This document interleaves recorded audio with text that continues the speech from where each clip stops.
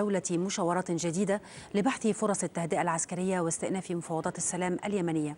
هذا وكانت وكالة الأنباء الأردنية قد ذكرت أن ولد الشيخ أحمد يعتزم اتخاذ العاصمة عمان مقرا لمكتب المبعوث الدولي الخاص إلى اليمن. من الرياض ينضم إلينا ياسر الحسني الصحفي في مكتب الرئاسة اليمنية. أهلا بك سيد ياسر.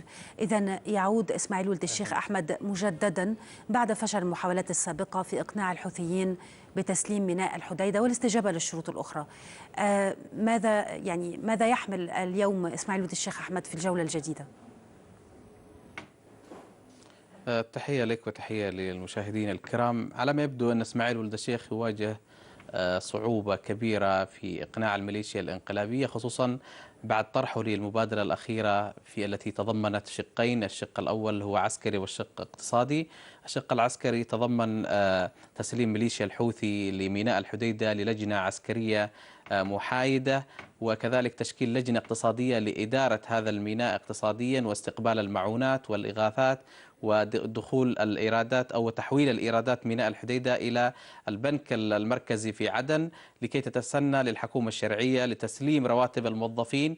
وأنا أعتقد أن المبعوث الأممي كان يريد من خلال هذه المبادرة هو مدخل حقيقي لاستئناف المسار السياسي، ابتداء بهدنة خلال شهر رمضان المبارك، وكذلك استئناف المشاورات السياسية. ولكن ميليشيا الحوثي والمخلوع صالح كان ردها واضح على هذه المبادرة من خلال إطلاق النار على موكب المبعوث الأممي عند وصوله للعاصمة صنعاء، وكذلك إعلان الميليشيا الانقلابية وقوفها أو رفضها لمبادرة ولد الشيخ الأخيرة وترحيب الحكومة الشرعية. نحن أمام مشهدين: الحكومة الشرعية في حالة ترحيب لمبادرة وقبول لمبادرة ولد الشيخ رغم تحفظها على كثير من النقاط التي وردت في هذه المبادرة، وأمام رفض وتعنت حوثي جديد هذه المبادرة. نعتقد أن ولد الشيخ اليوم لا يجد صعوبة في إقناع الحكومة الشرعية بمبادرته، خصوصا أن الحكومة الشرعية أعلنت قبولها بالمبادرة الأخيرة لولد الشيخ، بينما هناك تعنت من الطرف الانقلابي ورفض حتى للمبعوث الأممي. نحن نشاهد خلال اليومين الماضيين تصريحات لقيادات حوثية كبيرة تعلن رفضها حتى لشخصية المبعوث الأممي، وهذا ما ينذر بتصاعد الأزمة سياسيا. وأنا أتوقع بأن الحكومة الشرعية والتحالف العربي لن يسمحوا باستمرار ميناء الحديدة تحت سيطرة ميليشيا الحوثي الانقلابية. اليوم هناك إجماع حتى أممي على ضرورة تسليم ميناء الحديدة لجهة عسكرية واقتصادية بعيدا عن سيطرة ميليشيا الحوثي التي وصفها المبعوث الأممي في إحاطته لمجلس الأمن بأنها تستغل موارد ميناء الحديدة لدعم مجهودها الحربي ضد الشعب اليمني والحكومة الشرعية. نعم. طيب أستاذ ياسر، مع هذا الوضع المتفاقم في اليمن، كوليرا ووباء الكوليرا وغيرها من الأوضاع الإنسانية الكارثية الأخرى، كيف سيكون هناك مزيد من الضغط على ميليشيات الحوثي وصالح، خصوصا فيما يتعلق بإدخال المساعدات؟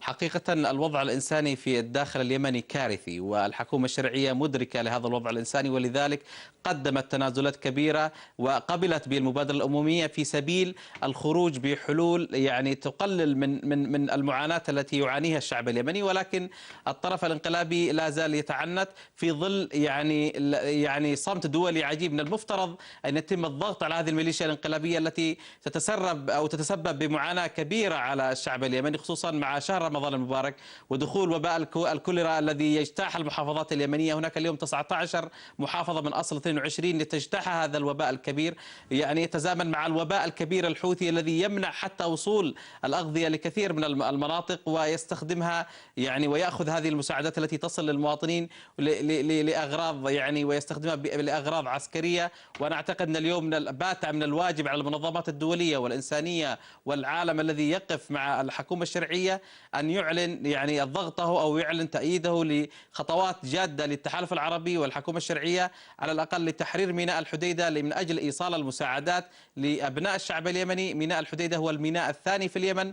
ميناء الحديدة هو المورد الأساسي لميليشيا الحوثي لاستخدام موارده لقتل الشعب اليمني، وبالتالي نحن نتمنى على المجتمع الدولي للضغط على هذه الميليشيا الانقلابية للقبول بالمبادرات الأممية التي قبلت بها الميليشيا أو التي قبلت بها الحكومة الشرعية في ظل رفض حوثي وميليشيا الحوثي والمخلوع صالح.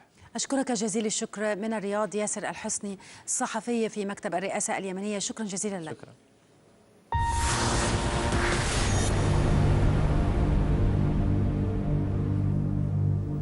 يتوجه أكثر من 47 مليون بريطاني إلى مراكز الاقتراع وسط إجراءات أمنية مشددة للتصويت في الانتخابات التشريعية المبكرة، حيث فرضت السلطات البريطانية إجراءات أمنية وصفت ببالغة المرونة في لندن.